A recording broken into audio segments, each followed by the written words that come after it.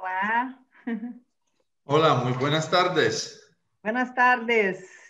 ¿Qué tal, Graciano? ¿Todo bien? ¿Y usted, profesora, cómo está? Muy bien, muy bien. Eh, Bienvenida, entonces. Muchísimas gracias por haber querido participar aquí a con su conferencia, aquí a la tercera edición del Diplomado en Vivienda Colectiva Contemporánea.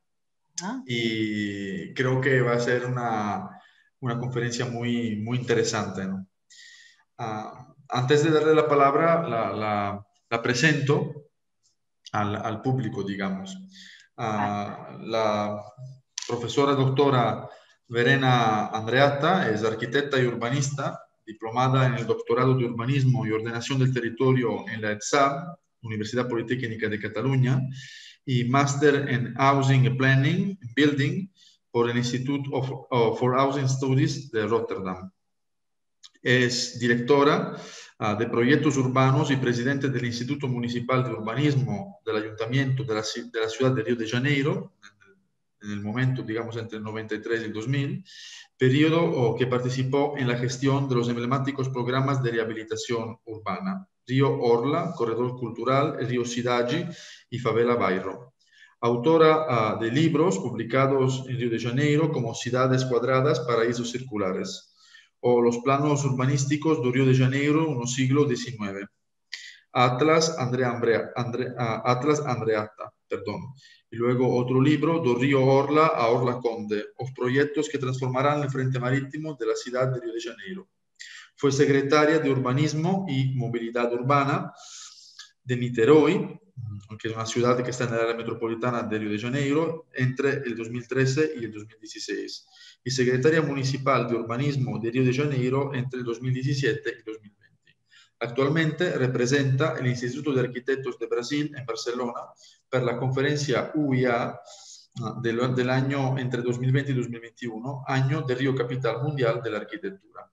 Es un gusto, profesora, tenerla aquí con nosotros. Muchísimas gracias por haber aceptado esta invitación. Realmente le dejo la palabra y muchísimas gracias.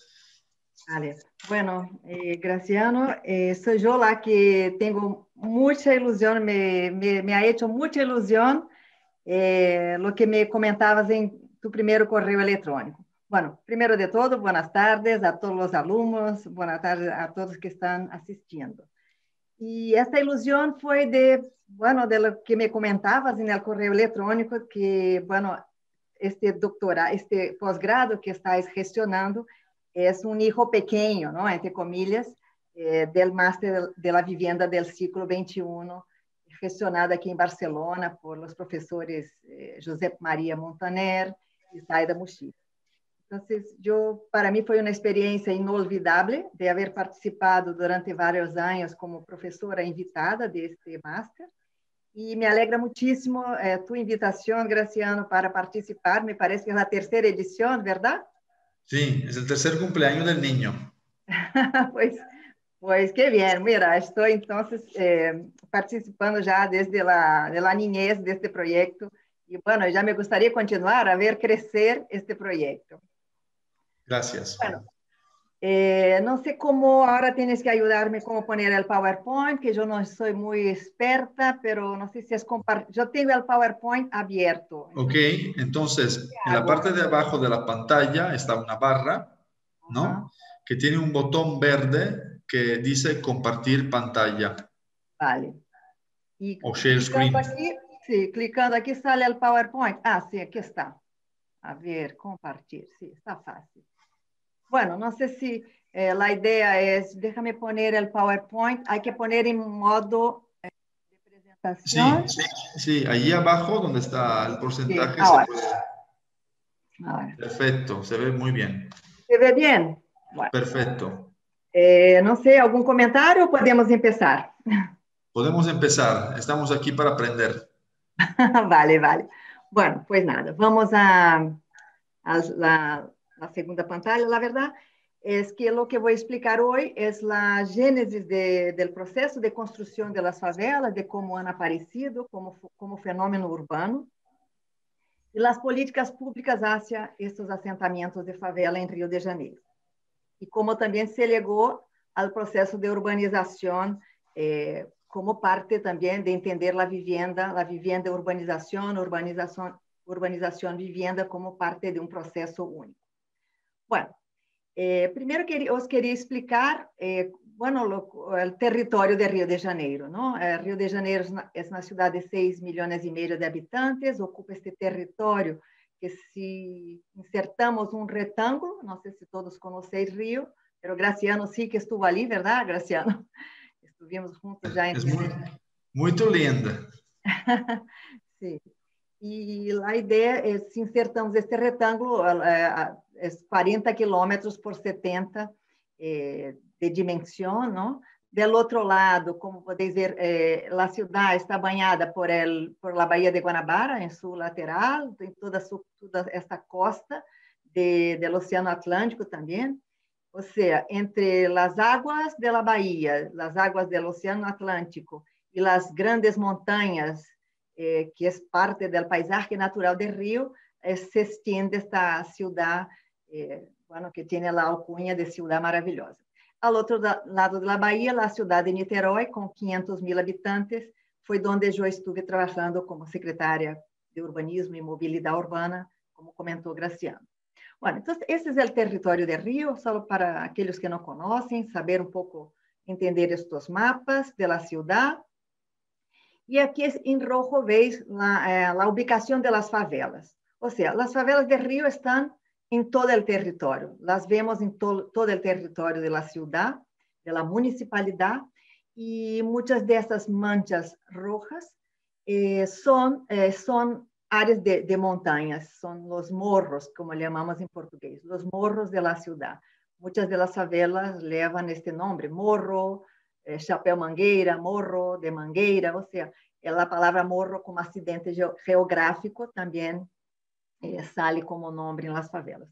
Por isso, chamaria a partir de aqui não montanhas, pero morros, que é o nome que lhes damos em Rio. Bueno, eu sigo. Esta diapositiva, normalmente, eu apresento ao final de esta charla, não? Pero eu creio que está bem para apresentar-la no início, porque são os elementos que vamos a tratar em todo o projeto de urbanização de favelas que se gestionou a partir dos anos 1993 hasta hoje dia. Então, podéis ler a quantidade da temática, não, de urbanização, como é abrangente, vai desde a parte principal de estabelecer um sistema viário dentro destes assentamentos de autoconstrução, com toda a infraestrutura que se deve aportar a estas áreas que não tiveram infraestruturas, e todo o desenvolvimento do programa. Mais allá de los aspectos físicos, uma das características do programa, principalmente na primeira fase, foi tratar os programas sociais associados a las obras de infraestruturas em estes assentamentos. Bueno, não vou detalhar mais, só para que sepais que é um programa com umas características bastante importantes que cambiou a vida de quase toda a população de Rio que vive nestes assentamentos e que participaram do programa Favela Bairro, que é do que se trata aqui que estou falando. Esta pantalla é do ano 2012, é, digamos, a portada do PowerPoint que eu apresentava ali no laboratório, o Master Laboratório de la Vivienda. E assim como o Brasil é conhecido por las favelas, também lo são Caracas, que me parece que o nome é Cerros, Venezuela, por exemplo, México, Perú, também México tem as cidades perdidas, se não me equivoco. Todas as grandes cidades da América Latina presenciam este fenômeno urbano. E creio que o mais relevante agora, nos últimos 20 anos, foi saber os dados de quanta gente vive nas favelas, não? En el planeta. E por isso o nome deste livro de Mike Davis, e já vereis que nesta apresentação os vou a falar de muita bibliografia, porque não posso abarcar toda a temática em uma sola conferência, mas o livro de Mike Davis descreve precisamente a problemática do crescimento das favelas e da pobreza no terceiro mundo. Uma problemática que todavia sigue desconhecida, não quer dizer que este livro dá todos os elementos deste conhecimento, mas é um texto contundente, crítico, e foi considerado por aquele grupo, uma equipe, aquela gente que disse que não há alternativa para as favelas, porque estes países, sobretudo que têm esta pobreza tão forte, forças globais dominadas por interesses financeiros imperialistas, não deixam que este tema seja verdadeiramente atacado. Pero uma parte interessante deste livro é que uma brasileira, mais da esquerda brasileira, Hermínia Maricato, no pós-fácil deste livro, que parece que é um pouco mais tem uma visão mais catastrófica, ela mostra que, por sua parte, faltou a este autor a recorrer algumas especificidades históricas e geográficas que han alimentado as lutas políticas e sociais em Brasil, que são aspectos muito positivos. Bueno, para não detalhar muito mais sobre o livro, creio que dado que sale que mais de 1 bilhão de pessoas vivem em favelas, em las mais grandes cidades do mundo, que representa 200.000 favelas no mundo, com populações que podem ocupar entre 200.000 e 1 milhão de habitantes. Ou seja, o livro oferece, então, dados de todo o tipo para desvendar a gigantesca problemática da pobreza urbana. E, por outro lado, a favelização é um fenômeno que cresce inexoravelmente. É um desafio que todas as cidades do mundo devem enfrentar-se. Bueno, e nesta diapositiva aparece a primeira favela de Rio de Janeiro. Estes homens que veis aqui na diapositiva, que estão de pé, mirando hacia a cidade, estão justamente no Morro de Providência, a primeira favela de Rio de Janeiro, a primeira favela criada em los inícios do século XX. Curiosamente, foi a foto que pus na portada desta conferência, porque me parece muito curioso que durante os últimos 20 anos já as favelas começam a ter um aspecto mais turístico e com muita visitação turística, e já saem nas tarjetas postais de Rio. Sin embargo, que hoje em dia as favelas são visitadas por turistas, o início do fenômeno das favelas em Rio está anclado no tema da abertura desta grande avenida em los inícios do século XX, a Avenida Central, que hoje se chama Avenida Rio Branco, uma avenida, se podeis ver, mais adelante, está justo quase delante do Pão de Açúcar, este monumento turístico da cidade, e para a abertura desta via, praticamente mais de 500 casas e casebres tiveram que desplaçar as populações que aí viviam, e esta gente não teve onde ir a viver e foram montar suas casas em las montanhas e los morros de Rio de Janeiro. Bueno, hasta a publicação deste primeiro catastro de favelas, que em realidade não é o primeiro, é o primeiro catastro já hecho dentro de uma cidade metropolitana que crescia com as migrações da gente pobre do nordeste de Brasil hacia a região sudeste de Brasil, a mais industrializada e com mais oportunidades de trabalho, emprego, e também com um mercado imobiliário muito ativo. Pero hasta estas fechas, nada en el plan de la ciudad indicaba que miles de personas ya vivían en estos espacios de las favelas. Y su existencia estaba por todas las partes del río, pero las favelas no eran reconocidas por el poder público, porque era un tipo de hábitat que necesariamente tendría que ser erradicado. En estas épocas todavía el pensamiento urbano de las políticas públicas es que las favelas terían que ser borradas del mapa, por eso no constaban en los cadastros de la ciudad. Bueno, aquí es una foto aérea que podéis ver la ciudad formal y aquí abajo un morro con una calle por el medio, una calle estructuradora de este territorio, probablemente en la cima de la montaña, y la favela que se extiende en todo este gran territorio de la ciudad. Está aquí, hice un recorte en rojo. Y sobre estos espacios, podéis ver aquí a la izquierda, eran espacios en blanco. Y en este primer catastro pudimos hacer una investigación, recoger estos asentamientos, catastrarlos y construir unos mapas muy sencillos, como podéis ver, eran mapas toscos con una pequeña, los becarios, y la verdad es que fui becaria en este proceso y no teníamos condiciones técnicas, era un dibujo que hacíamos a mano, en un papel que llamamos mantequilla, papel mantequilla, y dibujábamos estos mapas con bastante intuición, era más una idea de rellenar este espacio en branco, para que la ciudad tuviera un cadastro de que ali existían casas y vivían personas, ¿no? Bueno,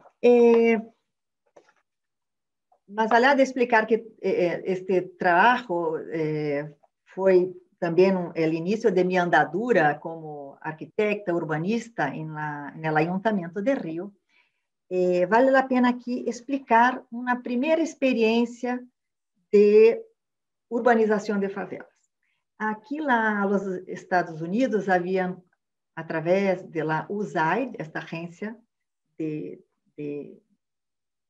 es una agencia de ayuda, ¿no?, para los países más pobres, decidió invertir en esta urbanización, y la parte más curiosa de este proceso es que fueron los propios moradores, los que vivían en este asentamiento, fueron aquellos que solicitaron, la Asociación de Vecinos solicitó al arquitecto, que es arquitecto y antropólogo, Carlos Nelson Ferreira dos Santos, que foi arquitecto muito de vanguarda nesta temática, e eles solicitaram que este arquitecto, com alguma equipe, pudessem fazer um projeto de urbanização. Foi um processo muito interessante, foi uma das primeiras experiências de urbanização de favela.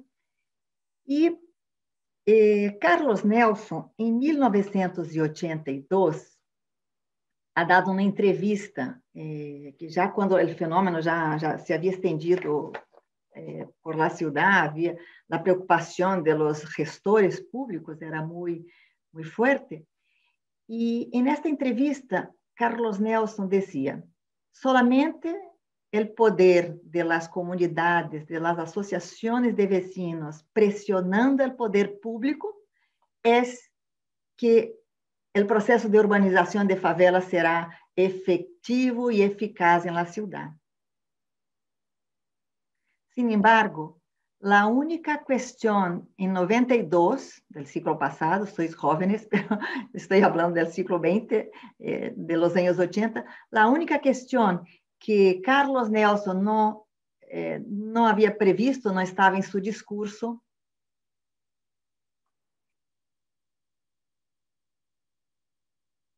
fue la ocupación de los territorios de las favelas por las milicias, por los narcotraficantes, por el poder paralelo que ocupó la mayoría de las favelas de Río de Janeiro. Es interessante porque hasta os anos 80 não tínhamos esse clima, esta foto é muito contundente, e hoje as favelas, muitas das favelas estão bajo o domínio, o jugo de este estado paralelo, muito armado, como podeis ver nesta diapositiva. Também para recorrer um pouco este tema, não, desta invasão, da ocupação destes territórios, eu cito este livro, Cidade e Favela, da Universidade de Nápoles. Não sei se Graciano, que é italiano, conhece, mas é uma publicação muito importante de inícios do ano, de los anos 2000, 2004, não me acordo bem, depois os posso dar uma bibliografia, a fecha correta. Recorre bem, com bastante propriedade, como o poder da criminalidade, como se entrou, e hoje por hoje, lo siento, pero es inevitable hablar de ello. Bueno, Rio de Janeiro se tornou um hub no sistema internacional de distribuição de drogas, sobretudo nestas áreas, os cidadãos que ali vivem sofrem, sua maioria são trabalhadores, e têm não respetado seus direitos de ir e venir muitas vezes. Bueno, seguimos.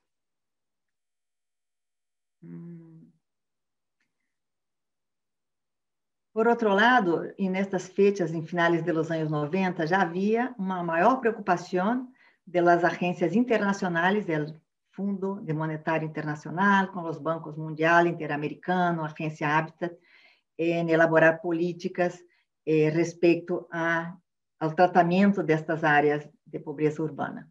E, bueno, com as políticas elaboradas a nível internacional, a Municipalidade de Rio desenvolveu os programas e os projetos para a urbanização de favelas, com a ajuda, obviamente, de outros governos, federal, estatal, ONGs, universidades, a União Europeia também participou.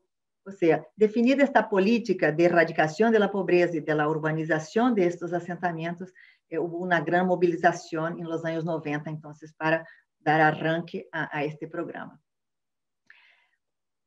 Por outro lado, uma questão que também quedou importante nos últimos 20 anos, a partir dos anos 2000, muitos acadêmicos começam a estudar a favela, sua forma de crescimento espontâneo, por qual processo se generava, uma tentativa de entender esses assentamentos desde o ponto de vista de sua formação, sua gênese espacial, física, espacial e cultural.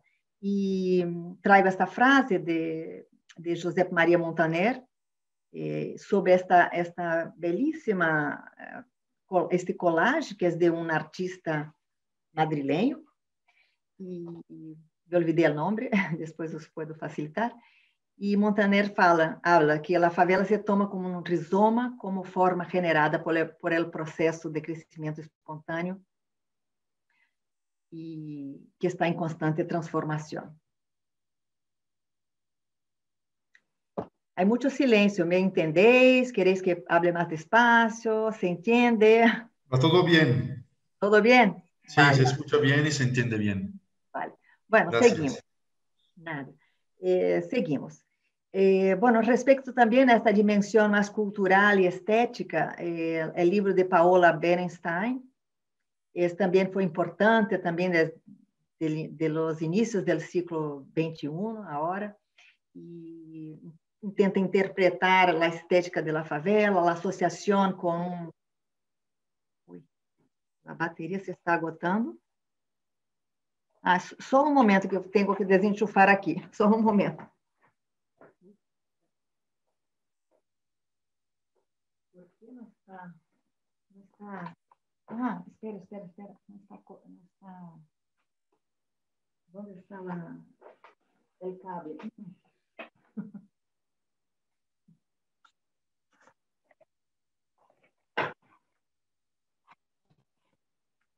Uy, perdón.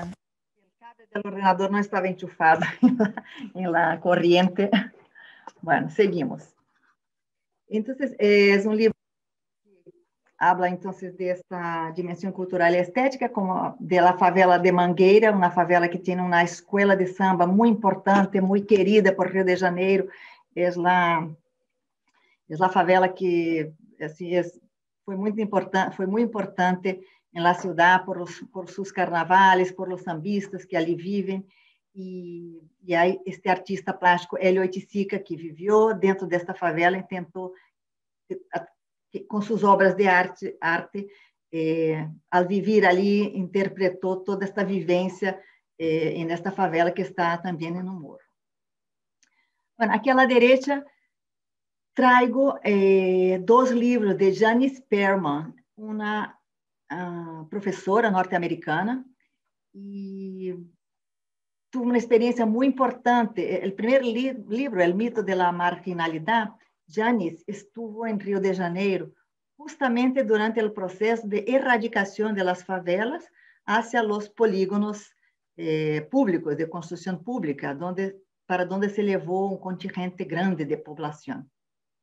E ela explica, neste primeiro livro, como foi este traslado, qual foi o sofrimento de gente que vivia em áreas centrais e ricas e que passou a viver a 70 quilômetros sem transporte público, em condições muito distintas destas comunidades, da vida na comunidade, na favela. E o segundo livro, este que está aqui, com letras grandes, ele volviu 4 décadas depois, volviu para entrevistar os mesmos atores que ele havia convivido durante este processo de câmbio de la favela de la área rica, de traslado destas favelas hacia los polígonos de vivienda pública. Bueno, aqui um pouco a distinção, ¿no? Lo que é a cidade informal, creio que não hace falta falar muito desta diapositiva, são lugares que a gente que migra por exemplo, em Brasil, que migrou da área nordeste de Brasil, encontra, né, hace uma invasão ou hace loteos com esta promessa do desejo de viver em uma cidade com mais condições, né, do que as existentes no nordeste de Brasil durante os anos 60, pero sim com a ausência de serviços, de infraestruturas e, bueno, generando bastante decepção e marginalidade. Bueno, a pobreza econômica atribuída a estes sítios também, sobretudo porque aqui hablo na década de 90, pero provavelmente agora também a maioria dos empregos da gente que vive nas favelas, os empregos são empregos informais. Creio que a América Latina, não tenho os dados mais atuais, pero isso é evidente que a gente que vive nas favelas está em empregos, sobretudo na área informal. São empregos informais. E para explicar um pouco o que caracteriza esta informalidade urbana, primeiro, a falta de títulos de propriedade. Estas invasões foram sobretudo em áreas federais, em áreas públicas, que o poder público, seja do governo federal, estadual ou mesmo municipal. Como sabeis, Rio foi capital de Brasil, e ao cambiar a cidade, a capital, para Brasília, todavia Rio tinha muitas propriedades do governo federal que se quedaram ali. E, então, essas áreas não têm título de propriedade e incumprem todas as normas de construção da cidade. Podemos aqui discutir que são normas, quizás, elitistas e tal, pero, são duas características desta informalidade urbana. Vamos agora entrar um pouco na gênese do processo, explicar um pouco mais em detalhe e como começaram a construir-se estes assentamentos, as políticas de oferta de vivenda em los polígonos, de promoção pública, e algumas políticas públicas hasta chegar ao projeto Favela Bairro. Bueno, entonces, ¿quién construyó estos asentamientos? Personas que, en general, imigradas del campo, que al não poder pagar uma vivenda no mercado formal, buscaram estes terrenos desocupados, vazios, em áreas, sobretudo de topografia difícil e muitas vezes em áreas insalubres. E como comentei antes, muitas vezes abandonadas por proprietários privados ou abandonadas por el poder público. Aqui um exemplo de uma favela, como podeis ver aqui, a primeira legada destes migrantes, muito timidamente construíam com materiais, com madeiras, com materiais toscos, eram casas muito pobres e, bueno, que ao longo do tempo foram edificando com materiais mais nobres, não? Com, enfim, ladrilhos, etc. Bom, e aqui o processo de esta gente, não, sem recursos e com limitados recursos e com seus ahorros, puderam comprar então ladrilhos, cimento e levantar suas casas com a ajuda de seus amigos, familiares, criando então verdadeiras cidades hechas à mão, que é como intitulei um artigo que escrevi sobre a gênese deste processo. E, bueno, entonces, a lo largo de los primeros quartos del ciclo, surgiram, entonces, las favelas, cidadãos de segunda ordem, tratados como invasores em cidades ricas. Um fenômeno urbano que foi entendido um pouco como transitório. Um fenômeno também que foi pautado por muitos conflitos. Não foi a vida dos favelados não foi sencilla hasta porque havia toda uma incertidumbre, não, da incorporação desses assentamentos como uma morfologia aceitável na cidade. Pero apesar de la irregularidade do processo de produção destas favelas e de toda a precariedade que existia em respeito aos serviços urbanísticos, a los serviços sociais e a las próprias construções, não? Muitas das favelas de Rio de Janeiro, sobretudo, ofereciam boa parte de lo que uno necessita para viver. Ubicação sobre os morros altos e centrais da cidade, dentro das áreas burguesas ricas, a proximidade à oferta de emprego, cerca do comércio, das áreas de ócio e da área llana de Rio. Por isso, trago esta foto, que é uma foto da favela de Rocinha, justo ao lado destas praias maravilhosas de Rio, que são Ipanema, Leblon e Copacabana. E também, outra questão importante da ubicação destas favelas, esta gente buscava também facilidades ao transporte, não? Às estações de trenes, cerca de autobuses, de linha de autobuses, enfim. Quizás este seja o hecho diferenciado das favelas de Rio de Janeiro respecto àquelas enormes extensões de barraquismo periférico de outras cidades latino-americanas, como Peru, Equador, etc. Bueno, a questão da vivienda parecia estar resuelta nesta etapa de crescimento acelerado do Brasil. Aqui estamos já falando de los anos 70, 80, não? Ou seja, a percepção é de que um solo indivíduo pode construir sua unidade residencial, pero ao mesmo tempo uns poucos indivíduos em situação de irregularidade, frequentemente sem o título de propriedade, não podiam construir as infraestruturas básicas de saneamento, de alcantarilhas, de águas sucias, de água, de luz, de esgoto, etc. Não poderiam construir sem a participação efetiva do Estado. E o Estado é o provedor destes serviços, como todos sabem. Então, uma vez mais, como dizia Carlos Nelson, ia ser o poder crescente das comunidades, das associações de vecinos, que forçaria este processo, que este processo legara à urbanização. Bueno, Durante os anos 60 e 70, os paradigmas, então, de enmarcamento destes processos de informalidade urbana estavam dominados por um entendimento mais de que este fenômeno urbano era mais a concepção mais sociológica e economicista do processo.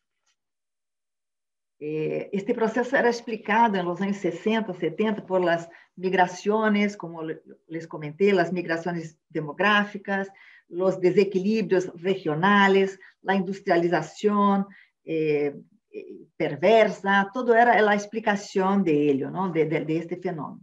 Incluso a própria visão sociológica do eixo urbano só era capaz de encontrar nele a constatação de que as regras que produziam as desigualdades sociais no espaço urbano era reflexo de las desigualdades em la propriedade e no manejo de los meios de produção. E não é de estranhar que a ocupação deste suelo urbano ubicado em posições, digamos, não adequadas para, como veis nestas fotos, não adequadas para a esquerda, para lugares não adequados para a construção, fora considerada, então, as favelas eram consideradas como uma patologia da cidade, uma enfermidade em la cidade. E por isso, por ele, só se encontrara uma solução, a erradicação da favela e o realojo de los habitantes em zonas mais ajustadas a processos legais, surgindo assim a construção de polígonos em vivenda, construção de vivendas em polígonos, normalmente de promoção pública, ou seja, teoria urbanística e Estado assistencial se davam as mãos para a resolução do problema, entre comillas. E, bueno, aqui alguns exemplos, não? Aqui, como a mesma montanha que expliquei ali, a rocinha que está detrás aqui desta foto, desta montanha, que se chama lá el Morro de los Dos Hermanos, em Rio de Janeiro. É justo aqui delante da praia, como podeis ver na foto da esquerda, justo à esquerda, a praia de Leblon, Ipanema, e esta imensa área, que era a favela do Pinto, hoje foi trasladada a 60, 70 quilômetros, já mais allá, na área periférica do Rio, e em seu lugar se construiu este conjunto que veis aqui, esta promoção imobiliária, que é o conjunto chamado Selva de Pedra.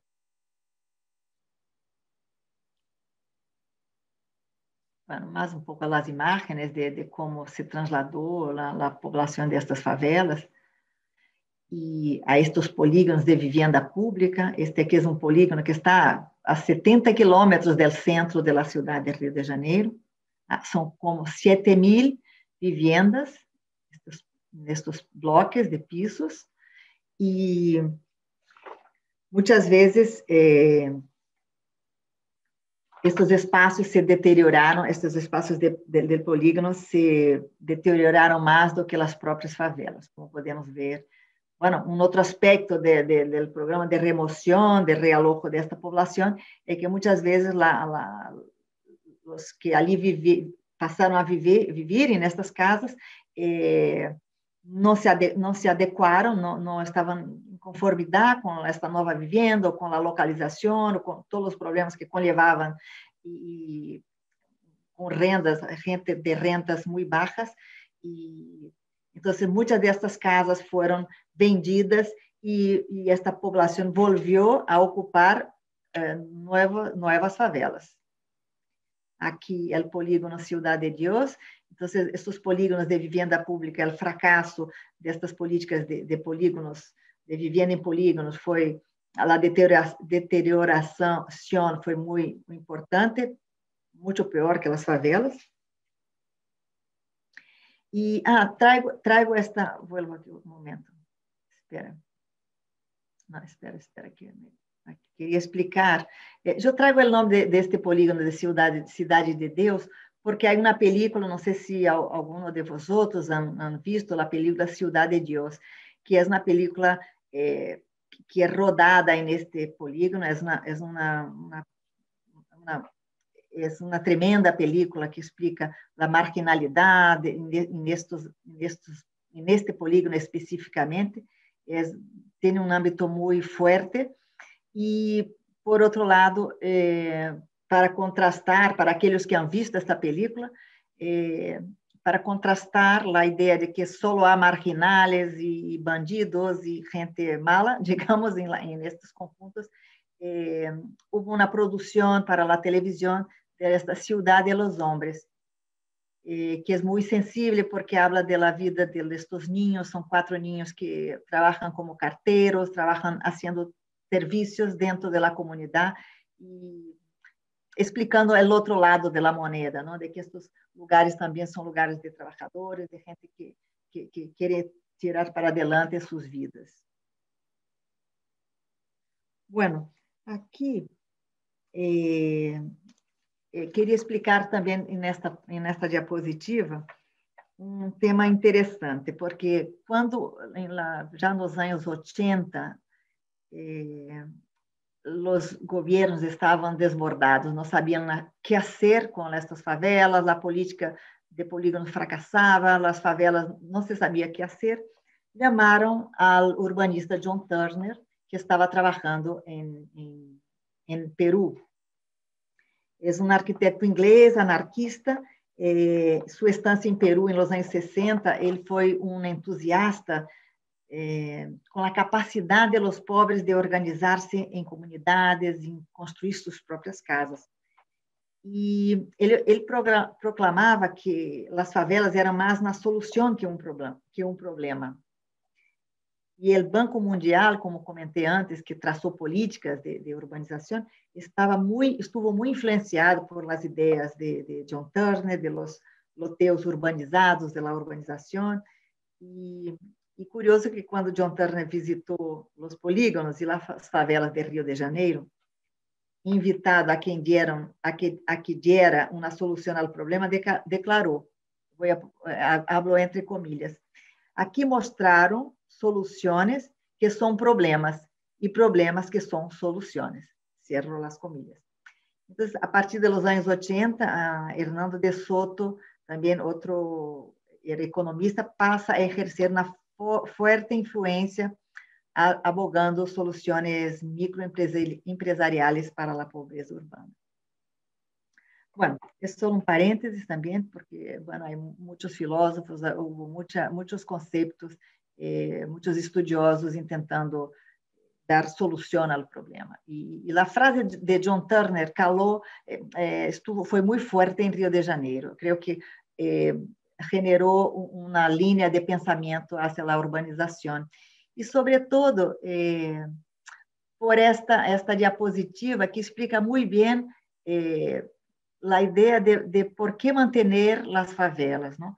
Em la coluna A, como podeis ver aqui, uma família que construi sua casa na favela, quando aumenta, construir novas habitações, se vão sumando gradualmente novos pisos, os filhos e a nova família já têm uma vivenda ao lado, um pouco autônoma, mas todos vivem juntos por gerações.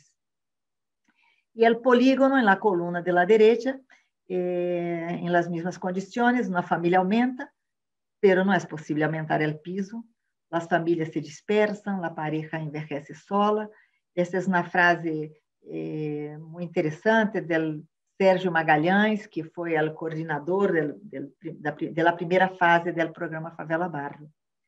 Bueno, de hecho, só comentar que quando estive em Egipto fazendo curso de housing, foi curso promovido por Holanda, em Rotterdam, que fui ali, os polígonos de vivenda, curioso, porque já añadiam toda uma fachada lá. Primeiro piso se construía uma primeira laje, como se disse, laje, uma primeira plataforma, e os pisos seguintes iam añadindo também, criando uma outra fachada. Ou seja, creio que a importância de viver em família e aumentar a vivenda para acomodar mais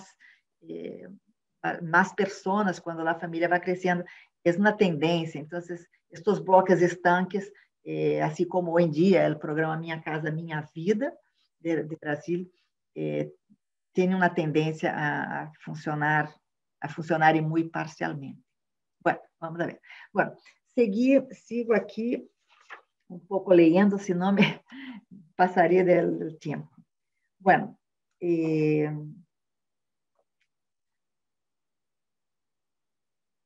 a partir de los años 80, Brasil já entra em uma fase democrática mais importante, e os novos governos já com esta característica mais democrática e também uma forte componente de associativismo. Durante os anos 80 se formou uma federação da Associação das Favelas, ou seja, o movimento comunitário, os movimentos sociais foram muito fuertes em Rio de Janeiro, em Brasil.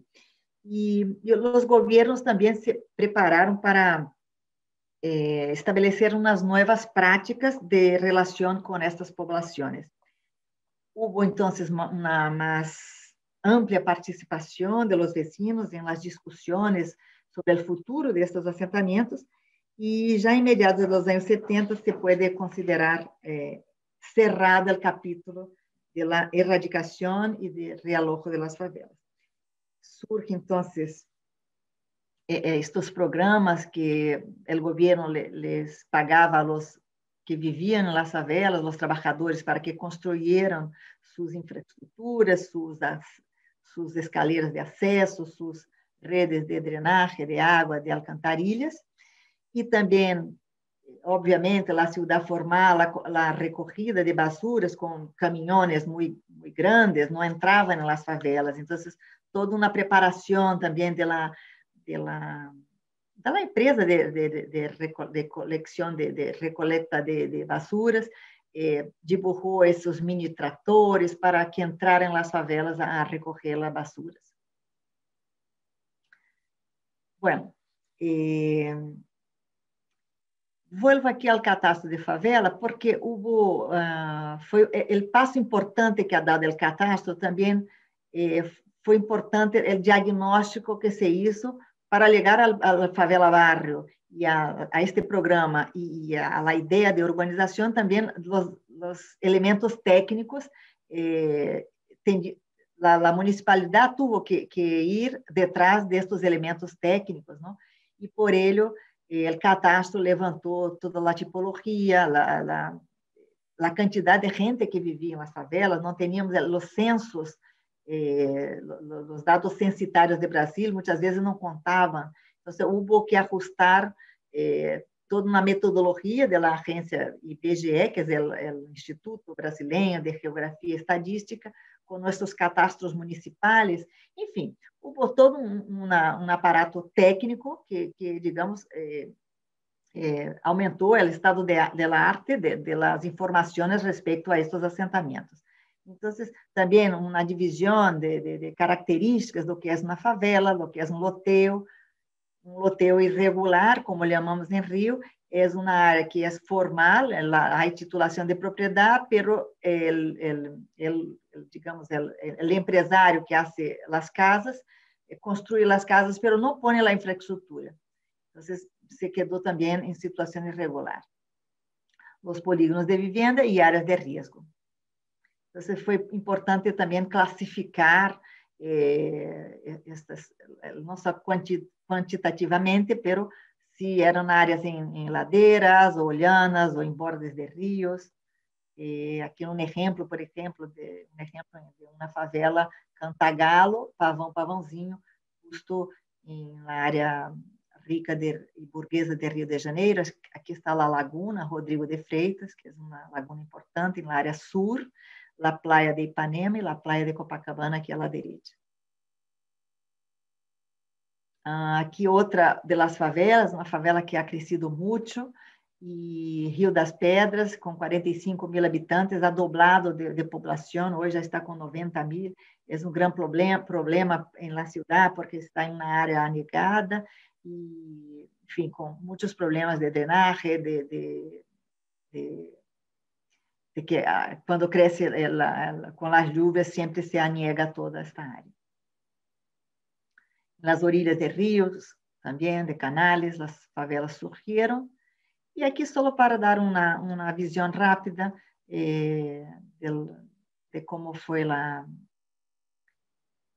evolução de Rio entre 1980 e 2000, a evolução de las favelas, não?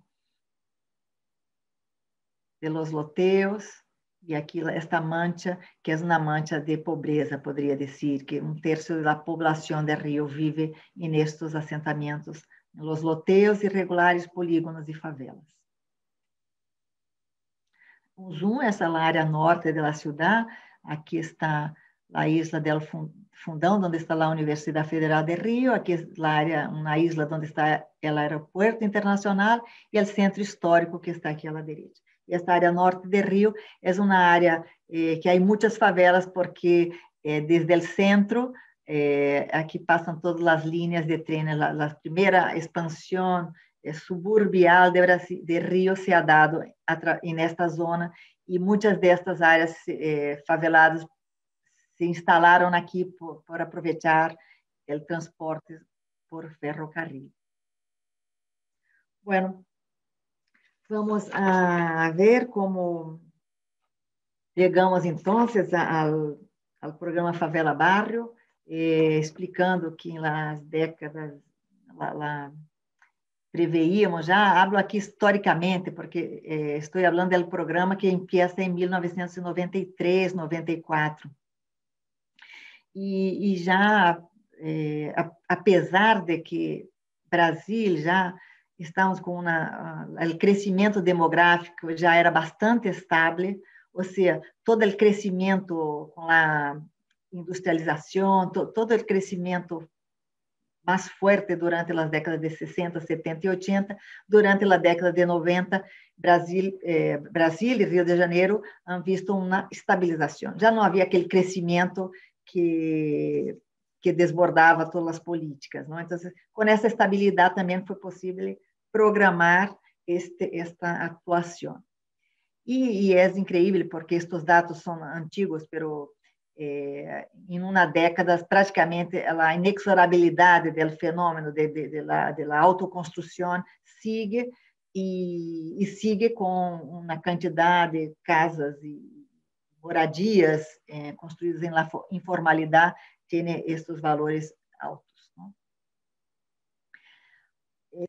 Trago aqui, então, o início do programa Favela Barrio, estas duas imagens. E por que trago uma imagem? Bueno, é uma favela que, no alto del morro, veis alguns equipamentos públicos e uma carretera que conecta duas áreas de favelas.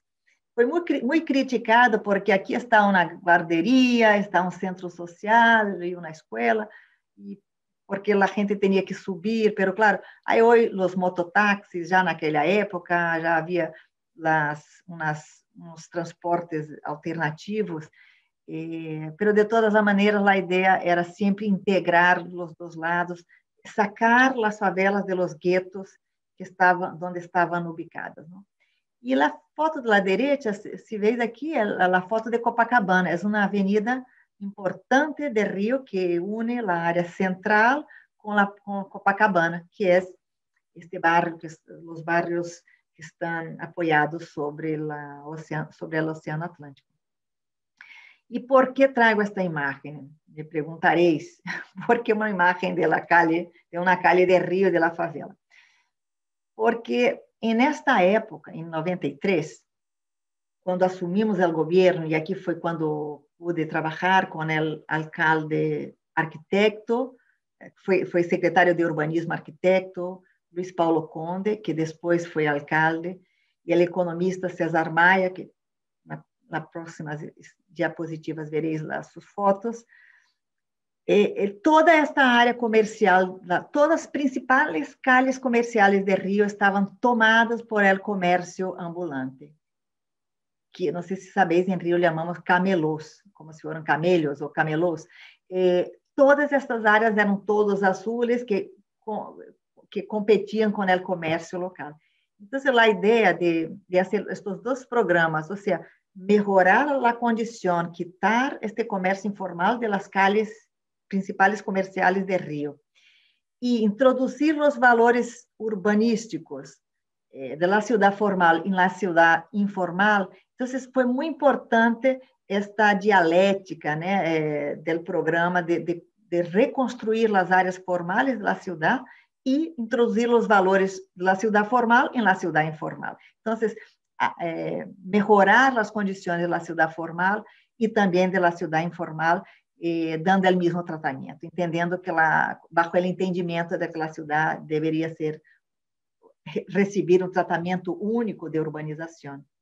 Bueno, como eu comentei, este é o alcalde Luiz Paulo Conde, foi secretário de urbanismo, este é o Sérgio Magalhães, aqui foi o presidente Henrique Iglesias do Banco Interamericano, e César Maia é o alcalde que começou que ideou, não, o programa de favela barrio. Bueno, aqui também está desatualizado, pero a ideia, o primeiro préstamo de 360 milhões, e a primeira fase do programa foi muito importante. Eu já falarei dele. E hoje já estamos na quarta fase. Hoje, já depois dos 2 primeiros préstamos, hoje Rio de Janeiro já firmou outros 2 e já o programa já se estendeu tremendamente. Pero, sin embargo, só um momento. Eu creio que é muito importante explicar a primeira fase, porque o arranque da primeira fase foi a que ha dado muita visibilidade no programa. Então, a primeira etapa, Rio selecionou 16 áreas de características medianas, de porte mediano, assentamentos entre 500 e 2.500 casas, em que favelas também que já onde existia uma componente de organização social cidadã. Não nos íamos arriesgar a entrar em áreas conflitivas ou bajo o domínio de narcotraficantes. Então, essas 16 áreas foram exemplares, não foi o primeiro laboratório para ver como funcionaria o programa. Estes são os objetivos. Primeiro, respeitar e manter as viviendas existentes. Comento aqui que já no plano diretor da cidade, em 92, o plano diretor já assegurava que as favelas seriam mantenidas em seus sítios, o programa de realoco se havia acabado, complementar ou configurar a estrutura urbana principal, sobretudo para sacar del gueto essas áreas que eram basicamente guetos sem conexão com nada, com a cidade. Como comentei na diapositiva aquele que mostrei uma diapositiva de uma calle formal do Rio, a introdução de valores urbanísticos da cidade formal. Bueno, hoje em dia, em nenhum programa, já desde a década de 80, sem participação comunitária, é impossível realizar qualquer programa com esta magnitude e que toque a vida das pessoas que ali vivem e, sobretudo, como expliquei, é solucionar problemas de risco físico-ambiental. São áreas em ladeiras, quando chove, muitas casas se deslizam, áreas que inundam, as inundações, porque são áreas ao lado de rios, da Baía de Guanabara, enfim. E aqui também foi importante a participação dos arquitetos de Rio de Janeiro. A ideia foi que o Ayuntamiento realizou um concurso público de profissionais, o Instituto de Arquitectos de Brasil foi o que nós outros lideramos o processo, a organização foi do Instituto de Arquitectos de Brasil, tratando também de involucrar o máximo de perspectivas de profissionais em los equipos de trabalho. E é curiosa esta frase, se poder ler aqui, que mesmo o corpo profissional de Rio de Janeiro e mesmo a universidade solamente mais recentemente se vuelve hacia estas questões de la urbanização de las favelas de maneira tímida e insuficiente. Poucos são os profissionais que sabem tocar estas questões, uma vez que todavia não há manuais sobre projetos em favelas.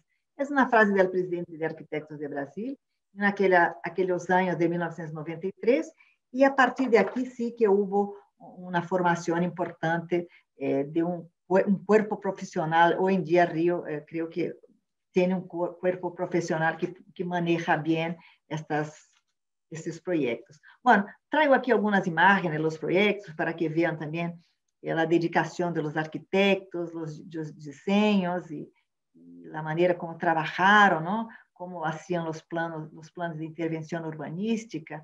Esta planta não é similar àquela que expliquei anteriormente, que eram aqueles dibujos que hacíamos como becários, aquela hoja de papel mantequilha. Não, aqui já tínhamos nesta década de 90, já tínhamos cartografia hecha com cartografia aerofotogramétrica das favelas e topografia destes assentamentos. Então, são dados também, vosotros que sois profissionais, são materiais técnicos importantes para que um programa destes arranque, não? Para que as obras tenham critérios técnicos e que possam entender-se que as infraestruturas não eram mais aquelas infraestruturas que a população ela mesma construía suas redes de drenagem, ou seus calhos, ou suas escaleiras. Não, aqui já entra as companhias, os manuais das companhias de água, alcantarilhas, iluminação, entram e já são, digamos, já com técnicas mais sofisticadas da cidade formal. Bueno, agora vem, bueno, esta é a mesma imagem que eu comentei, não? No princípio, a ideia de estruturar o vial, tentando integrar com os arquitetos, não? Com todo este desafio de integrar com a cidade formal, a rede de drenagem, iluminação pública, contenção de ladeiras, viaductos, paisajismo, viviendas para reinstalação, também o Banco Nacional de Desenvolvimento oferecia crédito e assistência técnica, e todos os serviços necessários, os equipamentos de guarderia, centros sociais, as canchas deportivas. Já sabeis que, como os mexicanos, o Brasil é um país do futebol. Em México também, creio que sois fãs do futebol. Então, todas as favelas, o mantenimento de uma cancha deportiva para futebol era importante, enfim, equipamentos urbanos. Trago aqui mais um dibujo desta favela, Parque Royal, que está no borde da Baía de Guanabara, para que veáis como o arquiteto aqui tentou integrar que as calles de la favela tiveram alguma relação com seu entorno, não? Um outro projeto. São exemplos, não vou a gastar muito tempo também a falar dos programas sociais associados, ou seja, o Brasil estava com uma legislação sobre o apoio social muito forte e todos os programas sociais estavam associados aos programas federais também. E creio que a parte mais importante que falarei é a oficialização das calles. Esta gente não tinha uma direção formal e a partir do programa as calles passaram a ter nomes e as casas a ter números, a tener números. Bueno, e programas sociais de geração de emprego, renta, incrementar renta, a capacitação para o trabalho, iniciação deportiva, enfim. E buscamos também muitas associações público-privadas, as universidades também entraram nos programas sociais. Foi muito importante. Bueno, eu já comentei sobre este tema da estrutura viária como fundamental para a integração física, e aqui os vou explicar muito rapidamente, bueno, com menos palavrerio, e as imagens del antes e depois, que creio que mostra muito mais do que puedo falar. Aqui esta favela que estava no borde da linha del tren, bueno, aí já uma calle separadora, uma reja, impedindo que os niños passaram por el trilhos del tren. A ver, a inserção da nova vivenda foi muito importante, essa é a favela de Mangueira, com comentei, que é a favela querida de los cariocas para los carnavales, como al ensanchar las calles y estructurar mejor los espacios, al desplazar algunas viviendas, se construyó, se realojó dentro de la propia favela. O sea, este fue uno de los ejes del programa, también estaba en los parámetros y en los objetivos. Bueno, aquí está un ejemplo también muy bonito, porque creo que aquí el arquitecto asoció la vivienda en el segundo piso y en la parte de la tierra, comercio. Entonces, la inserción de nueva vivienda también con algunas características como esta fueron importantes. Y sobre todo, nuevos comercios, algunos chiringuitos para, bueno, que la gente pudiera también ejercer sus actividades que habían sido demolidas, reemplazadas. Aquí más una imagen de estos bloques de vivienda, también fue otro desafío para los arquitectos, ¿no? Esta imagen es interesante. ¿Tengo tiempo, Graciano? Ya estoy casi en el final. Sí, claro, está bien. Dale. Bueno, esta foto lo traigo aquí y aquí a izquierda, abajo, podéis ver, es un escáner de un artículo que yo escribí para una revista llamada Arte Contemporánea. Es una feria internacional que se realiza en Madrid aquí cada año. Y una periodista decidió que quería hablar de arquitectura brasileña, de São Paulo y de Río. Y me llamó por teléfono y dijo, no, es que, claro, yo llamo a São Paulo y allí tienen arquitectos del presente como Rui Otaki, Artigas, Paulo Mendes da Rocha. O sea, en São Paulo eu logro encontrar vários íconos da arquitectura, em Rio não. Em Rio, bueno, eu sei que Oscar Niemeyer, e escuto muitos Rio, Niemeyer sale como el arquitecto de Rio.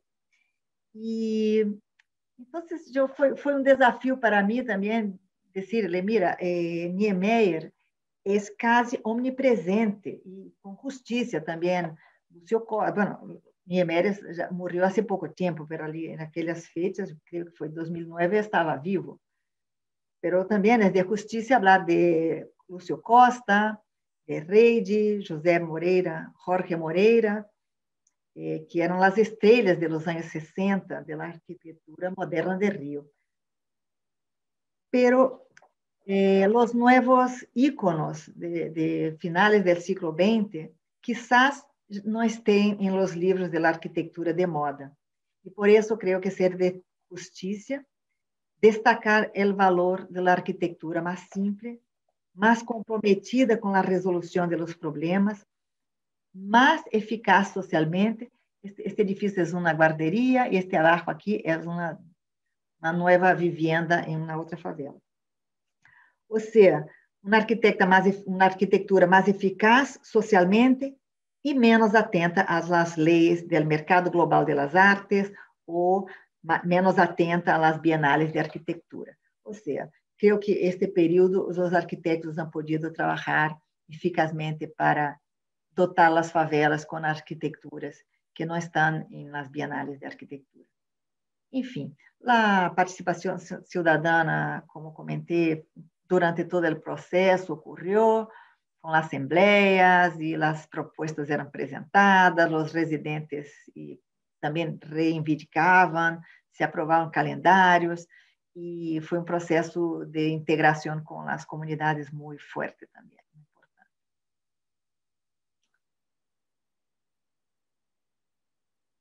Aqui todo o corpo técnico do Ayuntamiento de Rio, nós formamos mais gestores e a ideia dos concursos públicos foi esta, ou seja, o Ayuntamiento não pode ter milhares de arquitetos em seu corpo funcional, não? As restrições em las organigramas, as restrições de presupuestárias, então a ideia dos concursos foi incorporar arquitectos da cidade, de todo o estado e de todo o Brasil nestes programas. Bueno, Aqui, então, vamos a ensinar a transformação do espaço público, el antes e depois.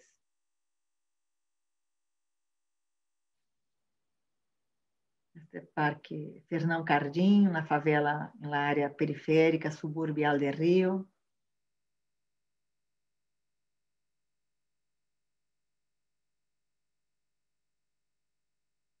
Como se foi organizando o espaço, da mesma favela, com esta avenida Canal, não? Aí no meio. Aqui era um grande basureiro público, se não me engano, essa favela de Vidigal se transformou em um parque deportivo com qualidade paisajística. Essa foto foi, eu apresento fotos, mas já logo em seguida da inauguração das obras. O Parque Royal, esta favela que tinha como estas chabolas aqui à esquerda, em palafitos, invadindo também a Baía de Guanabara, que é uma área ambiental importante, e a nova estrutura com uma ciclovia, como vereis na próxima imagem. Uma avenida que, digamos, delimitava a favela da Baía de Guanabara. Também pensando sempre, são áreas de manglares, pensando na preservação da componente ambiental deste território. Como veis nesta foto, esta grande praça com a arquitetura, a inserção de nova vivenda com comércio, aquele edifício que está ali ao alto. Bueno, uma foto mais desta favela foi muito paradigmática, que foi a primeira a receber a titulação de propriedade, porque era uma terra federal, e tardou, eu que sei, 18 anos para que o governo federal passar esta terra para o governo municipal. E comentando um pouco no aspecto mais personal, os 2 anos que estive de secretária de urbanismo em Rio de Janeiro, que foram em 2017 e 2018, he podido firmar as primeiras titulações para estas famílias.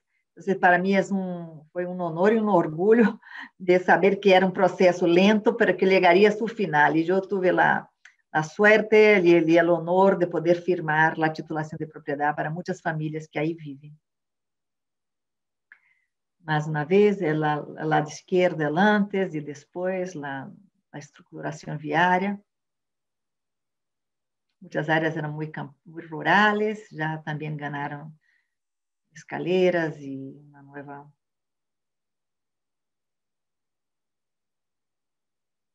via, uma nova casa. Aqui é aquela área de Vidigal.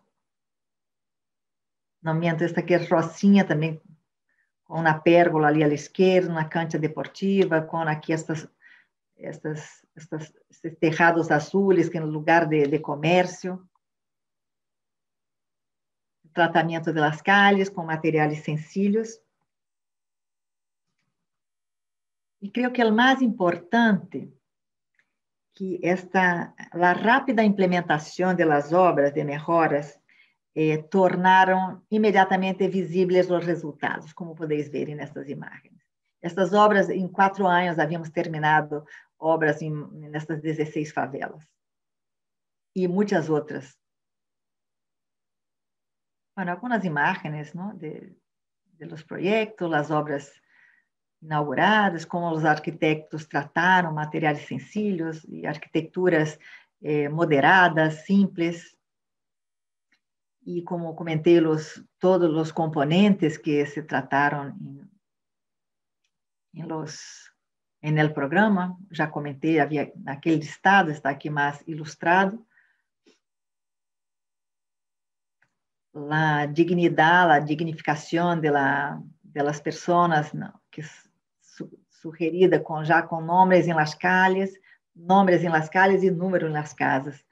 Isto ha dado realmente o fator cidadania, o aspecto foi muito importante no programa.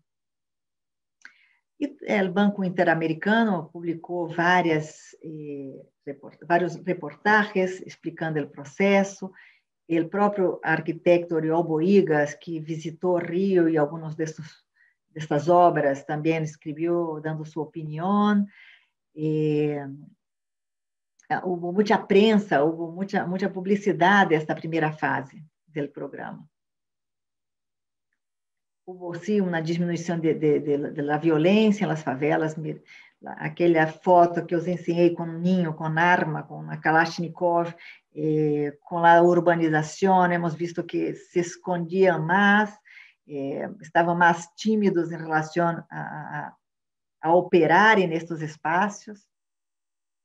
A Secretaria de Educação começou a tratar umas bases curriculares de explicar como usar este novo espaço público, sobretudo nas escolas ao redor ou dentro das favelas.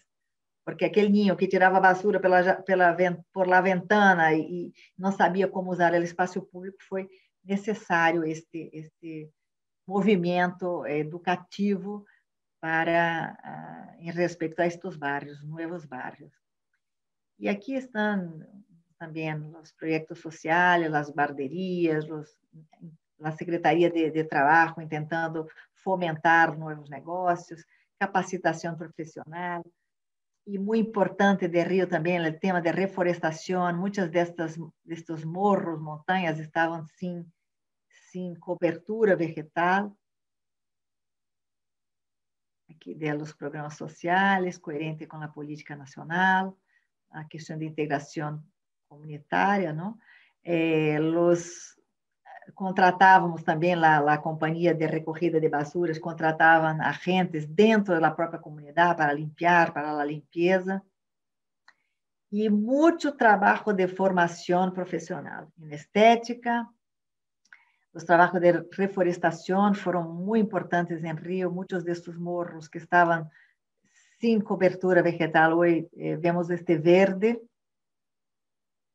Há algumas as reivindicações dos moradores para ter espaços de lavado comunal. Todavia, há gente que trabalha lavando roupa, mesmo no mundo lleno de máquinas lavadoras, não? Pero cada área tinha sua característica cultural, social, atenção à infância, as guarderias, as complementações. A Secretaria de Educação trabalhou muito também com nós outros. Ou seja, o balanço quantitativo desta primeira fase é muito importante. Foi importante, não vou explicar muito detalhadamente, e, sobretudo, um dos aspectos do programa, foi o controle permanente destes assentamentos, como se colocáramos dentro da favela um setor público da Secretaria de Urbanismo para fazer os permissos de construção. Isto não funcionou muito, porque o corpo técnico reaccionou muito diante das dificuldades de trabalhar nas favelas e com todo o tema também da violência, assim que se instalou, pero este é o pouso. Hoje em Rio há como 800 favelas. Nós outros hemos logrado implementar somente 30. A ideia era ter a presença da municipalidade dentro dessas áreas. Bueno, aqui mais bibliografia, creio que Pedro Abramo, com a cidade da informalidade, os desafios da cidade latino-americana. É um texto muito interessante. Há texto aqui del Favela Barrio, e este do próprio Luiz Paulo Conde, Sérgio Magalhães, que foi os que idealizaram o programa. Também é um livro que recorre toda a informação do Favela Barrio. E aqui uma vista também a outras experiências, como o Guarapiranga de São Paulo, também é importante, programa de urbanização de favelas, em São Paulo. Aqui, Vila Nova, com essas duas linhas, ela é o programa de Belo Horizonte. É livro que recorre toda a informação do programa de melhoramento de bairros, não só em Rio, mas na Argentina, em Colômbia.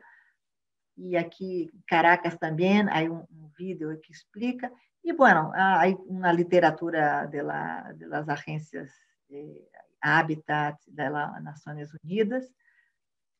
Aqui, só para que tenhais uma ideia foi uma aluna do máster, não sei se Graciano la conheceu, Tatiana Meyer, que recorreu um mostreio bibliográfico de 554 títulos entre livros, artigos e teses e atas de congresso sobre temas da favela de Rio de Janeiro.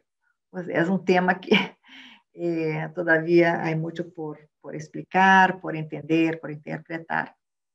Pero vou terminar. Eu creio que, para deixar aqui uma finalização, de la importância da urbanização. Então, creio que três aspectos são fundamentais, não? A gradualidade e tentar urbanizar com níveis mínimos. Então, aqui vemos uma foto de 1980, um pequeno rio de águas sucias e as primeiras de drenagem, que uma pequena zanja pode ir funcionando como drenagem, não? Outra experiência dos anos 90, quando este caso é da favela de Rocinha, uma das maiores na zona sul do Rio. Um canal era um canal, e quando entramos com essa política de introduzir os valores urbanísticos da cidade formal, um canal não se tratou como o canal da esquerda, se tratou como uma avenida canal, com todos esses requerimentos da cidade formal, com alcantarilhado, com alumbrado público, com papeleiras, etc. E, sobretudo, esses espaços públicos não vinculados ao paisajismo também de uma cidade que se preocupa com sua questão paisajística, os espaços públicos para o ócio e o lazer, e sobretudo, termino aqui, porque toda esta defesa da urbanização, das favelas e das calles, porque as calles, a calle é o principal elemento de organização da cidade, é o espaço que se manifesta a cidadania, lugar de relações sociais, de transmissão cultural. Também a calle, a alineação da cota define a organização do espaço privado, do espaço da edificação. Como comentei, o principal eje de los serviços de infraestrutura e da mobilidade de todos os tipos, todos os meios de transporte, e também o canal de distribuição das redes técnicas, e o principal ponto de vegetação que une os parques, as praças, o ecossistema rural, do espaço rural, com o ecossistema urbano, o ambiental, condicionando esta área verde, que significa também esses espaços. Eu aqui trago esta pantalla final, esta diapositiva, porque a partir daqui os programas cambiaram de escala. A escala para favelas de mais de 70, 100 mil habitantes foi exigiu do ayuntamiento, do governo do estado, do governo federal, programas com muito mais, com uma financiação muito mais potente, não? E do que estas actuações mais pontuais. E, bueno, o teleférico del Morro de Alemão se construiu, pero hoje está desativado. Este ascensor, que é uma estação intermodal na favela de Cantagalo, uma estação intermodal porque conecta o metro com um ascensor, também já funciona a médias. O plano inclinado de Santa Marta, que é a favela onde estuvo ali o Michael Jackson, isso um clipe. Também todas essas infraestruturas mais potentes têm muito problema de mantenimento. Então, há que tomar com muito cuidado estas ações. Eu não participei de elas, mas tenho muita informação, mas preferi explicar esta gênese, esta primeira parte do programa, porque quizás creio que foi a mais esperançadora naquele momento.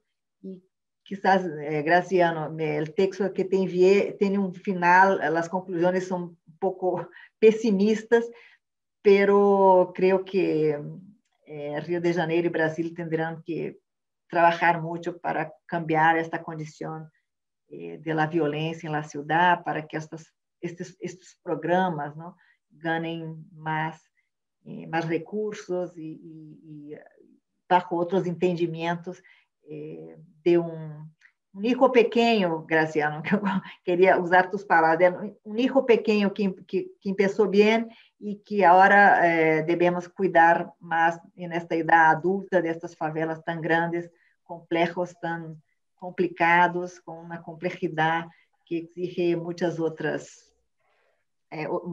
pensamentos, uma outra ação. E nada, eu creio que paro por aqui. Não sei se passei do tempo, se falei muito. Está Estou muy bien. aberta a preguntas. Sí, muchísimas gracias, profesora. Yo creo que es siempre un placer escucharla, ¿no? Y escuchar esos temas, ¿no? Esos temas que en las facultades, en los cursos, ¿no? De las universidades muchas veces muy poco se tocan, ¿no? Y que realmente son una realidad muy compleja, ¿no? En la cual interactuar, ¿no? De hecho, me acuerdo, ¿no? De cuando nos contaba que uno de los problemas, digamos, que tenían las favelas era el hecho que en esta primera etapa, ¿no? Donde la política, por así decirlo, tendía más como a erradicarlas, a eliminar la favela, ¿no? De eliminar este elemento que ya estaba construido y supuestamente no eran casitas de cartón, sino como lo que vimos, ¿no? Son casas de ladrillo, de cemento, etcétera. Ni siquiera aparecían en los mapas, ¿no? de la ciudad. Eran como terrenos totalmente vacíos y por lo tanto esto llevaba a que no había por parte de la ciudad formal como este reconocimiento de estos tejidos informales, ¿no? No habían nombres de las calles, no habían números, no habían direcciones, ¿no? Por lo tanto, digamos que la vida realmente se hacía muy complicada. Y quizás, ¿no? Es también por esos tipos de dinámicas que luego dentro de esos tejidos urbanos que no estaban reconocidos, digamos, por el país, por el Estado, por el ayuntamiento, ¿no? Entran también la delincuencia, ¿no? Porque al final es más difícil incluso encontrarlos, porque no sabemos dónde ir a buscarlos. Por lo tanto, digamos, creo que todas esas estrategias, ¿no? Que habéis implementado, ¿no?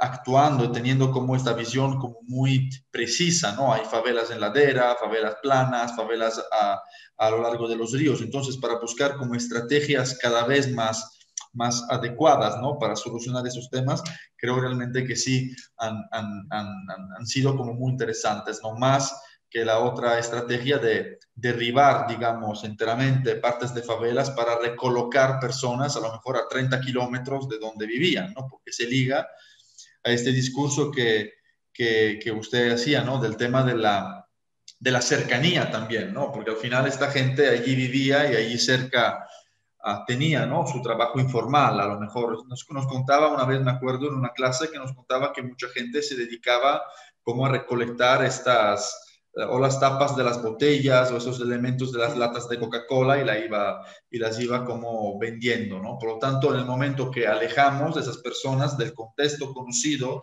de donde tienen su red social, ¿no? Sus contactos, etcétera, al final la vida se la estamos complicando, ¿no? Y muchas veces nos contaba que estas personas luego vendían incluso la vivienda en la cual vivían en el bloque, ¿no? A 30 kilómetros, 10 kilómetros para volver otra vez a la favela, porque era allí que había ese tejido social y económico en el cual esas familias se movían, ¿no? Por lo tanto, se entiende que realmente interactuar, ¿no? Y enfrentarse a estas realidades, a esos rizomas, ¿no? Que no se pueden, digamos, entender, ¿no? Como una realidad formal, ¿no? Donde las calles son rectas, etcétera, ¿no? Necesitamos como arquitectos desarrollar como esta más sensibilidad, ¿no? Hacia el tema arquitectónico, urbano, social y también más flexibilidad, ¿no? Porque al final no hay una regla que vale siempre y que vale para todos los lados, ¿no? Sino que cada contexto, digamos, requiere como una atención como muy, muy particular y es por esto que a lo mejor también los procesos son muy largos, ¿no? Son famosas las intervenciones que seguramente usted conoce, ¿no? Del arquitecto Jorge Mario Jauregui, ¿no? Que trabaja como de esta forma como muy, muy amplia, ¿no? Con este contexto muy amplio, donde dentro está el tema político, el tema arquitectónico, el tema urbano, el tema social, el tema de la tecnología, ¿no? De la filosofía, de la psicología incluso, ¿no? Entonces se entiende que para poder actuar dentro de este rizoma que cada vez cambia, se necesita una mirada como muy amplia, ¿no? No puede ser algo como muy definido. Por lo tanto, yo le agradezco mucho su intervención y creo que hay aquí algún comentario, ¿no? Sí. Bueno, no sé si queréis hablar, preguntar. Sí, por eso yo abro para los comentarios. Quien quiera preguntar, digo que creo que valga mucho la pena. No Yo nos quería vamos a hacer un extender mucho, comentario. pero sí. Yo quería hacer un comentario. Agradecerle muchísimo su presentación. Me gusta ver cómo proyectos como este se van haciendo y van teniendo éxito. Yo soy de República Dominicana y digamos que estamos en la fase de la parte fallida y esperanzados a entrar en un proyecto un poco más similar a este, donde realmente se han tomado en cuenta los usuarios. Recientemente aquí acaban de hacer un proyecto similar al primero que presentó, que no recuerdo bien el nombre, donde decidieron sacar un buen grupo de la ciudad y lo llevaron a un lugar donde no llegan ni metro, ni transporte de ningún tipo público, un proyecto gigante, entonces incluso internamente moverse ni siquiera existen espacios para motor y demás, o sea que las personas caminan muchísimo para llegar a un espacio donde puedan conectarse con la ciudad. Y para mí eso es una de las cosas más importantes de entender como arquitectos, que podemos hacer proyectos hermosos, muy lindos, muy interesantes, pero si no entendemos por qué la gente se asentó en un lugar, no vamos a entender el por qué, el cómo trabajar que sea correcto para ellos. Está pasando lo mismo que decía Graciano, la gente se devuelve a donde estaba, porque lo primero es el transporte y lo segundo es la forma de vida. Posiblemente se mudaron ahí porque era la cercanía a ese espacio de trabajo o era literalmente su espacio de trabajo. Entonces, es esperanzador ver propuestas donde ya tienen éxito de este tipo de proyectos y entender mucho la parte de la gestión de los interesados. O sea, el proyecto también puede ser muy bueno, pero solamente trabajando no solamente al Estado, sino también a las personas, a la comunidad. Y es súper interesante. Muchas gracias. Era un comentario más que una duda. Não, muito interessante tu comentário. De onde eres, que me has dicho? De onde eres? República Dominicana. Ah, República Dominicana. Ok. ¿Alguien más quiere comentar? Yo tengo una pregunta. Sí, Daniela. Patrícia. Bueno, agradecer y segundo, preguntar cuál fue la estrategia de reubicación de las personas o de las casas que, bueno, tuvieron que ser demolidas para abrir paso a estas calles nuevas, etcétera. Sí, bueno, la idea es que cada arquitecto, muchos de los arquitectos, después del concurso público, que era un concurso de metodología, no exigíamos un proyecto, exigíamos que cada uno trazara una metodología de cómo abordar el problema. Uno de los aspectos de esta metodología era exactamente ¿no? ¿Cuál estrategia, si hay que ensanchar casas, para dónde llevar la gente, ¿no? Entonces, bueno, hubo muchas propuestas, pero claro, después de la contratación, hemos contratado varios arquitectos, como comentó Graziano, el Jauregui, que es un arquitecto argentino que vive en Río, que trató con uma amplitude grande de profissionais, de filósofos, sociólogos, etc. Então, o sea, la definición del concepto era de que los arquitectos tenían que encontrar un sitio físico dentro o cerca de la favela para reemplazar la gente que tuvo su casa demolida, ¿no? Entonces, cada arquitecto, mirando el espacio físico, consiguió encontrar un lugar para los desplazados. Claro, todo esto había un catastro, un informe de quién eran las familias, cuántas y cuál era el nuevo programa, ¿no? De una vivienda mínima, digna, con una buena arquitectura. Entonces, claro, estos habitantes desplazados ganaron la nueva residencia. Estaba en el ámbito del programa digamos, la financiación para este tipo de actividad, ¿no? Que era necesaria para que todo el asentamiento ganara una infraestructura vial mejor, viária mejor, más calles más amplas, más parques, más plazas, más lugares para deporte. Entonces, claro, el espacio físico, mucha gente critica, digo, es muy físico. No, es que el espacio físico es el saber del arquitecto está en entender el espacio, ¿no? Entonces, ¿quién mejor do que los arquitectos para trazar estas estrategias, ¿no? Aquí, bueno, quitamos unas casas ali, pero hay un espacio más acolá, ¿no? Más allá. Entonces, cada arquitecto trazó su estrategia, claro, bajo la supervisión del ayuntamiento. Y creo que Graciano habló mucho del Jauregui, fue un arquitecto muy importante, sobre todo porque él pudo explicar todo su proyecto de una manera académica también, escribió libros, dado conferencias. Pero hay muchos otros arquitectos que no realizaron este tipo de trabajo y hay experiencias muy interesantes también, ¿no? Por ejemplo, un arquitecto decidió, yo no voy a hacer el proyecto va a ser la obra. Él exigió que la obra él iba decidiendo los parques, las áreas en la obra. Él tenía idea general del proyecto, mas preferiu montar su despacho dentro de la favela con su equipo, con sus ingenieros, sus paisajistas, y sobre la marcha fue proyectando. Entonces, a experiencia fue muy rica esta primera parte del programa. Por eso me centro en ella, porque llegar con dinero y hacer locuras, esto es fácil, pero esta obra más de orfebrería casi, ¿no? De ir poco a poco, entendendo, hablando, y no, hay un espacio aquí, no, aquí hay desliz a la montaña, o sea, los que allí viven saben los peligros, ¿no? Aquí una piedra que siempre, bueno, cada lluvia bajan piedras, o sea, la comunidad, el trabajo cuerpo a cuerpo con la comunidad fue muy importante. Muchos arquitectos montaron sus despachos dentro de las favelas. O sea, hay muchas experiencias y, bueno, hay mucha crítica, hubo mucha crítica y la verdad es que este laboratorio, que fue este momento, creo que hay alguna literatura y creo que el programa debería siempre estar, bueno, atento a esta evaluación permanente, ¿no? ¿Alguien más? No. Gracias. De nada, Daniela.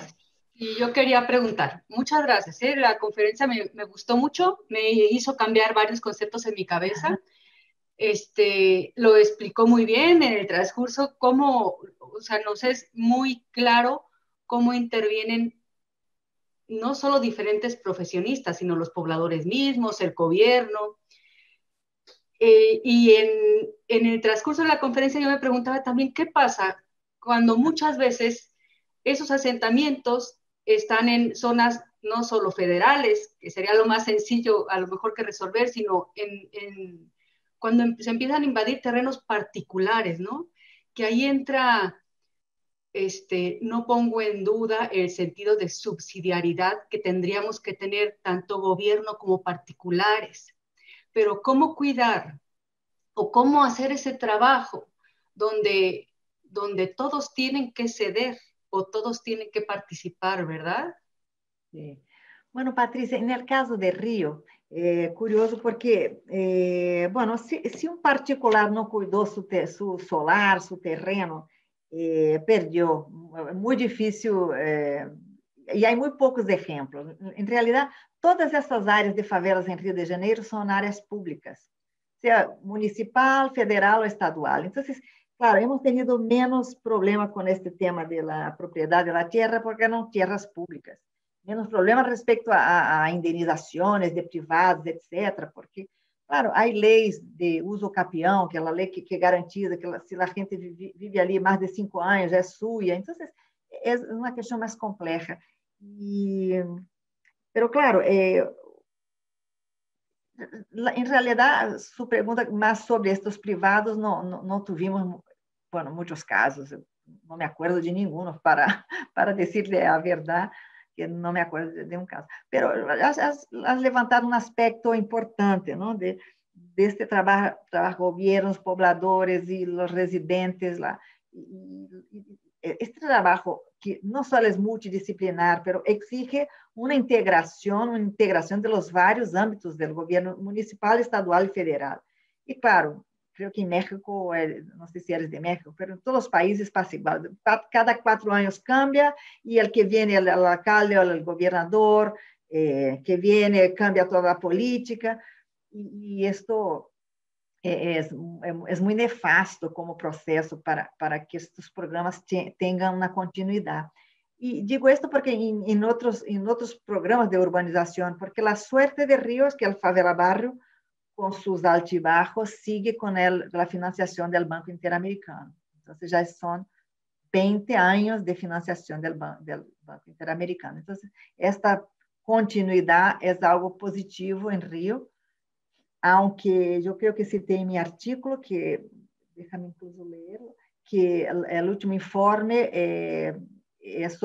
surpreende porque as favelas que han recebido financiação e que estão bajo lá todo esse sistema de urbanização que preconiza, das obras que foram hechas, estão muitas vezes em pior condição do que aquelas favelas que tiveram um arreglo mais fora do programa. E isso se explica porque, claro, as áreas arregladas e bonitas e com infraestrutura han chamado mais gente, não? Então, não houve este controle de que, bueno, aqui há um cierre, não pode nadie viver mais aqui para que a infraestrutura planificada quepa dentro das necessidades do barrio, não? Então, claro, esse é um dado também. O tema da favela é que há que estar em permanente estudo e avaliação, e estes programas são muito difíceis, há que formar gente. Os ayuntamientos muitas vezes não têm os recursos suficientes, técnicos. Rio, creio que hoje sim que tem um corpo técnico potente para estabelecer este debate, esta discussão. Gracias. Bueno. De nada, Patricia. Entonces, profesora, yo, la verdad, ha sido un gusto escucharla, ha sido un gusto que ha querido apoyar esta iniciativa. Creo que era imprescindible, dentro de un curso de vivienda colectiva, hablar de estas realidades que muchas veces en el ámbito académico están olvidadas, ¿no? Para, digamos, entender, ¿no?, el tema de la vivienda colectiva, de lo urbano, de los tejidos urbanos, en su sentido como más amplio y diverso y variado posible, ¿no? Por lo tanto, muchísimas gracias por su tiempo, por su aportación, por su texto también, porque, como os comentaba, estamos recolectando todos los textos, digamos, de todas las conferencias que se impartieron a lo largo de los 3 años para hacer una publicación, ¿no? Para que todo este contenido, digamos, realmente, ¿no?, pueda difundirse y pueda tener como más difusión, ¿no?, pueda llegar como a más personas. Entonces, ha sido un gusto. Muchísimas gracias por su tiempo, profesora. Espero que le haya gustado ese tipo de experiencia y ad mayora, ¿no?, a hacer más. Eu queria hacer só um comentário final, aproveitando claro. que creio que é importante para mim comentar que o Congresso da União Internacional de Arquitectos se realizará o ano que vem em Rio. Não sei se alguma escola mexicana ha participado do concurso Maré Ciudad, que foi um concurso de estudantes, um concurso internacional de estudantes para estudar a relação de uma grande favela de Rio chamada Maré, em la ciudad, uma favela que está ao lado de uma grande avenida, uma rodovia, uma grande rodovia que há ali entre o aeroporto e o centro da cidade.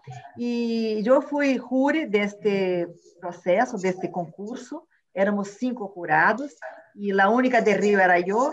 E creio que o primeiro lugar foi um trabalho de dos chineses. Ganharam 3 prêmios, eram 6 prêmios, 3 menções honoráveis de honor, 3 menções de honor e 3 primeiros prêmios, não? E houve 3 trabalhos de chineses, de chinos, não? E primeiro que foi a unanimidade entre o corpo de jurado, é muito interessante, porque não tratou de temas físicos. Bueno, hasta eu apoiei este projeto, mas tratava pouco, quizás muito italiano, né, da cultura, de como desenvolver a atividade econômica dentro da casa, dentro de cada casa, como esta atividade deve desenvolver-se em grupo, um grupo de famílias, grupo de pessoas, e como isso se genera uma economia em todo o barrio. Então, creio que vale a pena. Saliam os resultados agora, não sei se a página Concurso Maré Cidade, da União Internacional de Arquitetos, Unesco e Instituto de Arquitetos de Brasília. Creio que vale a pena que mireis, se tenéis interesse, os estudantes, vosotros do curso do pós-grado, vale a pena entender os jovens que participaram deste concurso, que ideias han traído, não? E, ao final, nós outros de jurado, hemos escolhido aquelas mais que transformam a vida das pessoas e que são a economia, é o primeiro input, não, para que a gente salga da pobreza. E também creio que estes projetos, os jovens estão muito sintonizados com este mundo, bueno, que está cambiando, não? Estamos aí dentro de uma pandemia. E creio que há soluções ali muito simples, muito sencillas, que, bueno, os animo a que mirem a página e com essas explicações do Favela Barrio, quizás puedan evaluar também se, bueno, as propostas e, bueno, todos invitados a Rio de Janeiro el ano que vem, em julho, e no Congresso de Arquitetos. Não sei se todos são arquitetos, mas Graziano, estou segura que tu estarás ali, não? Sim, na cidade carioca. La cidade carioca. Bueno, Graziano, muchas gracias a los alunos, mucha suerte en el curso, estoy muy contenta de participar y poder explicar esta experiencia. Un placer, profesora, esperemos verla pronto. Vale, un abrazo. Hasta luego, gracias. que esté bien. Muchas gracias a vosotros, chao. Luego. Luego, chao, chao. Chao.